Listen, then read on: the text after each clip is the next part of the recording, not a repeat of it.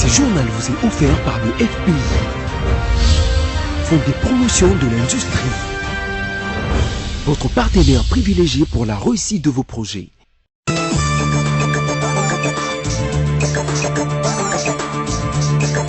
Mesdames, Messieurs, bonsoir et merci de suivre ce journal sur BSC TV. La vérité des urnes est l'unique solution à la crise de légitimité en RDC.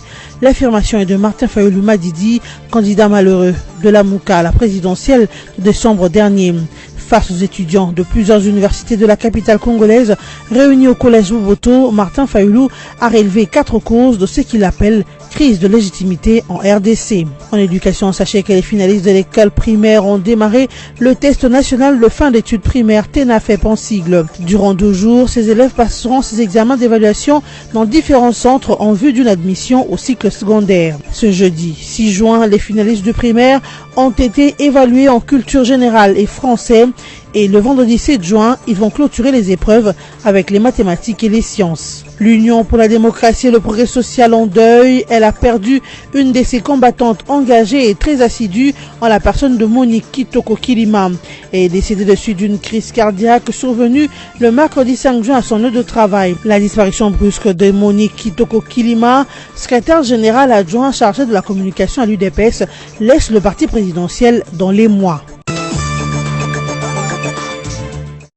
Le premier vice-président de l'Assemblée parlementaire de la francophonie, l'Ivoirien Guillaume Soro Kibafori, a échangé avec la présidente de l'Assemblée nationale congolaise, Jeannine Mabunda, le mercredi 5 juin 2019. L'ancien président de l'Assemblée nationale ivoirienne est venu présenter ses civilités à la nouvelle speaker de la Chambre basse du Parlement congolais et lui apporter le soutien de l'Assemblée parlementaire de la francophonie. Guillaume Soro, en sa qualité du premier vice-président de l'Assemblée parlementaire de la francophonie, a ajouté que son institution saura valoriser les efforts que l'Assemblée et le peuple congolais ont dû consentir pour maintenir le pays dans la paix et la voie de la démocratie. Rappelons qu'après Jeannine Mabunda, Soro a également rencontré le président Tshisekedi, à qui il a adressé ses félicitations au cours d'un dîner.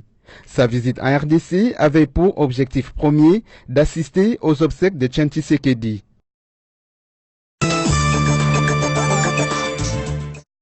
Le député national Mbemba Kankutamba Samuel a été libéré par ses bourreaux qui l'ont enlevé la nuit du 3 au 4 juin 2019, non loin de sa résidence à Kinshasa. Perdu depuis la soirée du mardi, ces malfaiteurs l'ont jeté au parage de la salle de fête Malébo, non loin du rond-point Kintambo Magasin, dans la commune d'Ngaliema. C'est à bord d'un taxi appelé communément Ketch qu'il a été projeté par ses bourreaux avant d'être récupéré par les éléments de la police proche de l'endroit où il a été abandonné. Il y a 2 jours que l'élu de la Lukunga a été enlevé non loin de sa résidence dans la commune d'Ngaliema, dans le quartier de Makampagne. Saisi par le bureau de l'Assemblée nationale, le commissariat provincial de la police avait lancé une alerte pour que les députés soient retrouvés. Finalement, ces bourreaux qu'il avait enlevés après des menaces au téléphone l'ont libéré. Pour l'heure, Mbemba Kaku, l'élu de la Lukunga, est pris en charge dans un hôpital de la place. Ses proches ne souhaitent que le revoir en bonne santé. Martin Fayulu Madidi a animé ce jeudi 6 juin 2019 une conférence devant les étudiants de Kinshasa dans la salle de spectacle du collège Boboto. Autour du thème « La crise de légitimité en RDC, cause et effet », Martin Fayulu a lors de son allocution précisé que la crise de légitimité en RDC a commencé depuis l'époque coloniale en passant par la période Mobutu, puis Kabila Mouzé, Joseph Kabila, jusqu'à l'époque de Félix Tshisekedi. Cependant, Martin Fayulu indique que la solution à cette crise n'a qu'un seul nom, vérité des urnes. Il a par ailleurs relevé 4 causes de cette crise de légitimité qui sont le non-respect de la volonté du peuple, le mépris de l'intérêt général au profit des intérêts personnels, les institutions au service des individus et enfin les interférences étrangères. La solution à cette crise de légitimité n'a qu'un seul nom. La solution à la crise de légitimité n'a qu'un seul nom. Vérité des urnes. Autre temps fort de la conférence, le jeu de questions-réponses entre les étudiants et Martin Fayoulou, accompagné par Eve Bazaïba et Adolphe Mouzito. La plupart des étudiants ont voulu savoir à quand les débuts de marche pacifique annoncés lors du dernier meeting.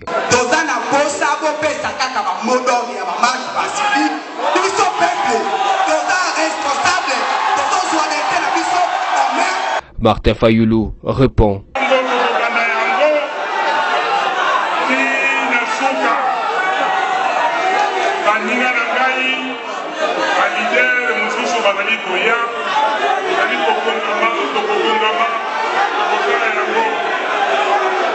Notez que cette conférence a connu la participation des étudiants de toutes les universités de la ville de Kinshasa, des militants de la plateforme Lamuka, ainsi que d'autres personnes intéressées par le sujet. Les élèves d'école primaire ont démarré les épreuves du test national de fin d'études primaires TENAFEP ce jeudi 6 juin 2019 sur toute l'étendue de la République démocratique du Congo. Organisés pendant 2 jours consécutifs, ces tests consistent à évaluer les élèves finalistes d'école primaire pour leur admission au cycle du secondaire. En ces premiers jours de preuve, les rues de la ville de Kinshasa étaient bondées des élèves finalistes du primaire qui, au sortir de centre où s'est déroulé le test, se disent heureux de passer en toute quiétude leur épreuve et qui estiment également y réussir. Je voulais juste vous dire que les examens, ça s'est bien passé parce qu'en croyant, comme on nous disait que les examens étaient très difficiles, c'était difficile vraiment, mais en regardant vraiment, j'ai vu que c'était très facile. Aujourd'hui, on a fait les examens de français et culture, demain on fera les mathématiques et les sciences. Aujourd'hui, j'avais un peu peur parce que mes grandes sœurs et mes grands frères me disaient que le TENAFEP peut être difficile, le TENAFEP peut ceci, j'avais un peu peur, j'avais les craques. Maintenant, quand je me suis rencontrée en face de la feuille, j'ai trouvé que c'était un peu difficile et un peu facile. On a posé des questions, donc c'est facile, juste que je vais passer en secondaire, je vais réussir en fin de l'année. Pour cette année scolaire 2018-2019, dans la ville de Kinshasa, le frais de participation au TENAFEP s'élève à 30 000 francs congolais, mais il y a signalé que bon nombre de chefs d'établissement exigent aux parents plus que ce qui est demandé par l'autorité des tutelles. Les élèves finalistes de l'école primaire ont jusque demain vendredi 7 juin 2019 pour affronter ces tests d'évaluation des niveaux afin d'accéder aux classes secondaires. Ces épreuves ont débuté avec la culture générale et le français et va se clôturer avec les mathématiques et les sciences.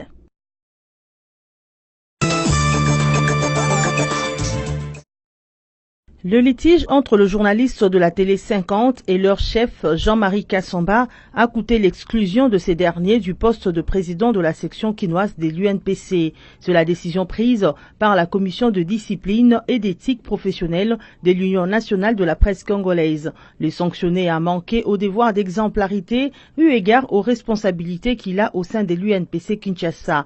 Il devrait comparaître devant les tribunaux de paix pour humiliation et mépris public de ces journalistes du fait qu'il les a fait arrêter et embarquer violemment par la police sans préexistence préalable d'un acte judiciaire.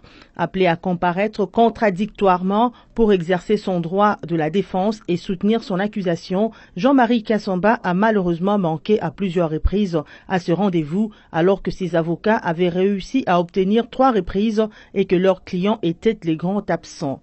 Ainsi, il est reconnu coupable d'humiliation de ces journalistes. Le tribunal de paix constate et signale que la destruction méchante soulevée dans son acte d'accusation et imputée à ces journalistes était orchestrée par lui-même. La résultante de toutes ces fautes est la perte, comme indiqué, de sa qualité de président de la section quinoise de cette institution de régulation de médias congolais. De son côté, Jean-Marie Kassamba rejette toutes ces accusations, la condamnation du tribunal de paix, voire la décision de la commission de discipline de l'UNPC qui l'exclut. Il y a précipitation dans la prise de décision, un recours est en cours de rédaction, il est suspensif du moment où il est déposé, il suspend tout, a souligné Jean-Marie Kassamba qui dit avoir été accusé et sanctionné injustement. Pour rappel, bon nombre d'agents de la société Congo 24 Saharel, propriétaires de la radio et Télé 50, réclamaient des arriérés de salaire allant de 11 à 14 mois et cela les nœuds du problème.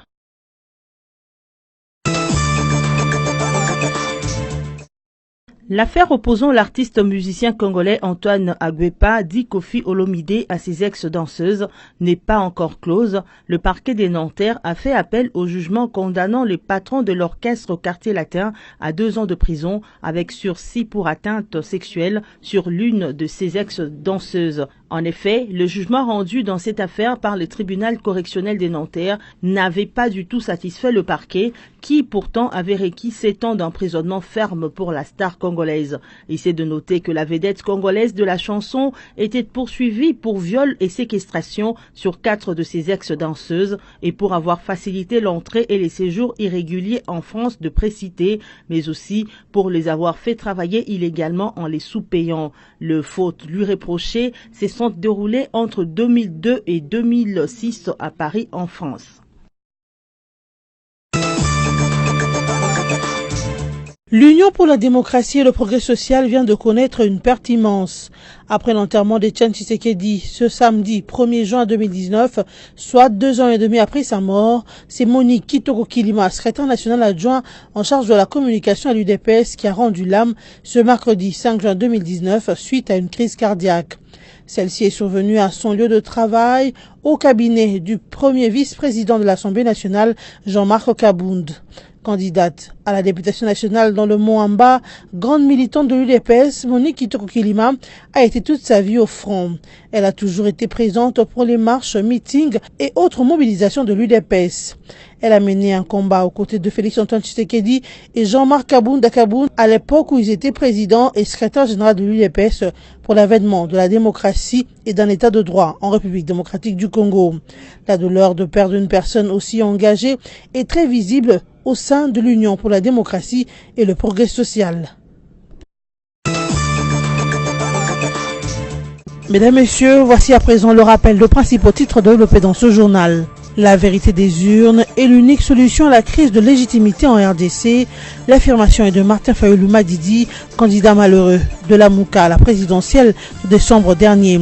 Face aux étudiants de plusieurs universités de la capitale congolaise réunis au collège Boboto, Martin Fayulu a relevé 4 causes de ce qu'il appelle crise de légitimité en RDC. En éducation, sachez que les finalistes de l'école primaire ont démarré le test national de fin d'études primaires TENAFEP en sigle. Durant 2 jours, ces élèves passeront ces examens d'évaluation dans différents centres en vue d'une admission au cycle secondaire. Ce jeudi 6 juin, les finalistes de primaire ont été évalués en culture générale et français, et le vendredi 7 juin, ils vont clôturer les épreuves avec les mathématiques et les sciences. L'Union pour la démocratie et le progrès social en deuil, elle a perdu une de ses combattantes engagées et très assidue en la personne de Monique Kitoko Kilima.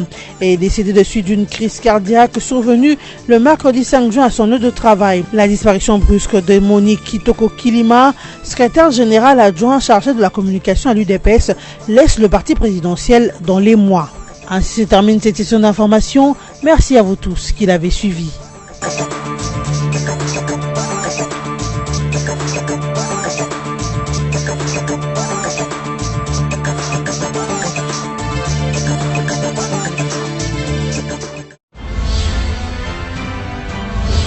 Ce journal vous est offert par le FPI, Fonds des promotions de l'industrie, votre partenaire privilégié pour la réussite de vos projets.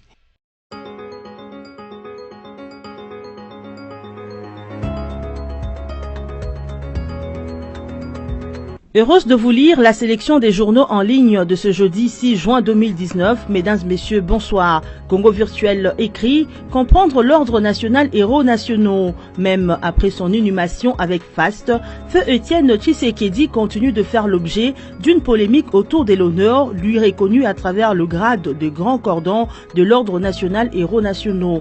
Pour les uns, le Sphinx de Limité a été effectivement proclamé héros national pour ses hauts faits de bravoure, tandis que pour d'autres, cette reconnaissance n'a rien à voir avec ses rangs. De sources ayant été proches de l'organisation des funérailles de l'ancien Premier ministre attestent que la question avait été effectivement abordée et que malgré les explications apportées, notamment par des juristes, une frange de l'organisation tenait à tout prix à ce que Feu Tshisekedi soit proclamé héros national, fut-il en passant outre les dispositions légales. Heureusement que Félix Tshisekedi ne les a pas suivis, il est resté conforme à la loi, commente un témoin de ce débat. Qui donc y sont éligibles? L'article 2 de la loi ad hoc indique que l'ordre national héros nationaux est un ordre destiné à honorer et à reconnaître le mérite et loyaux services rendus à la nation par les personnes physiques, nationales ou étrangères. Et l'article 5 précise que les conditions d'admission dans l'ordre d'octroi, des insignes, des échanges et de réhabilitation dans l'ordre national héros nationaux sont déterminés par décret du président de la République. C'est aussi le chef de l'État qui a le pouvoir d'admission et de promotion dans l'ordre national qui comporte le 5 grades suivants selon l'article 8 de la même loi: Grand Cordon Kabila, Lumumba, Grand Officier, Commandeur, Officier, Chevalier, Aranchéri, Congo virtuel, qui précise qu'Étienne Tshisekedi a donc été admis au grade les plus élevés. Il y rejoint d'autres figures telles que Augustin Katumba Mouaké, Yerodia Abdoulaye Ndombassi, Abdou Diouf, élevé de son vivant, Justin Bomboko et Antoine Gizenga. Forum des As titre à son tour donné pour enlever les députés Bemba retrouvés hier à Kitambo Magasin. Selon un communiqué de la police ville de Kinshasa publié mercredi 5 mai, la disparition du député de la Lukunga est survenue dans la nuit du 3 au 4 juin alors que ces derniers étaient sur le chemin de retour vers son domicile sur l'avenue Allée Verte au quartier Ma-Campagne dans la commune de Ngaliema. On avait retrouvé sa voiture vide vers 4 heures du matin, saisie par les bureaux de l'Assemblée nationale. Le commissariat provincial de la police ville de Kinshasa a donné l'alerte pour retrouver les députés portés disparus. Heureusement pour les députés de la Lukunga, les calvaires n'aura duré que 2 jours. Ces bourreaux ont vite fait de le relâcher. La disparition du député Bemba Kabuka avait créé une forte tension au camp Luka où, selon des sources, la population était descendue dans la rue pour manifester. Pour elle, cette disparition sentait l'enlèvement. Jusqu'à ces moments, le mobile de ces kidnappings reste inconnu. Terminons par la radio Okapi qui souligne Cannes Égypte 2019, Fabrice Sakala forfait confirmé. L'international congolais Fabrice Sakala sera absent du stade de Marbella en Espagne. La FECOFA a confirmé la nouvelle de son absence mercredi 5 juin pendant cette campagne qui amènera le Léopard à la phase finale de la 32e édition de la Cannes 2019, donc du 21 juin au 19 juillet en Égypte. Convoqué par l'entraîneur